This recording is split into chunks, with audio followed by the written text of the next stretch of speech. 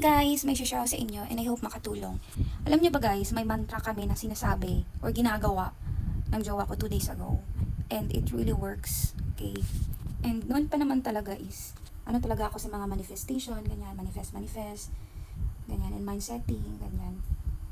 So, nakita ko lang to sa isang content creator dito sa TikTok. So, dalawa lang yun siya. And nakatulong talaga sa akin and pati sa jowa ko. And proven and tested namin dalawa. So, ayun, nung ginawa namin siya 2 days ago.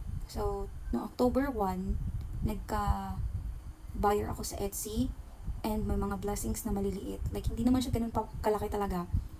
And, okay talaga yung araw ko that time. And, today, so, nagmantra din yung jowa ko and ako kanina umaga. So, may mga blessings din na dumating sa akin, ganyan. As in, like, nag-flow lang siya. And also, sa jowa ko, sabi niya sa akin kanina, totoo talaga yung mantra. Kasi may biglang blessing, may biglang pera na dumating sa kanya kanina. So, sabi ko, wala. Talaga yung nasa isip mo, yun talaga yung mangyayari. Ganon.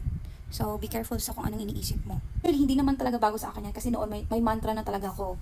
Mantra sa sarili ko, ganyan. Like, alam mo yun, money magnet, ganyan. And everything. Basta may mga mantra-mantra ako noon pa.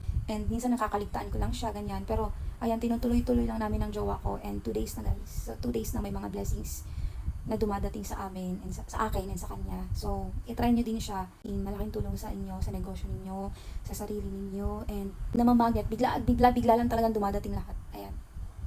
Try it guys. Try it. And nakuha ko pala yung mantra guys kay Miss Ara Solis. So, check out nyo na lang yung TikTok niya. Bye!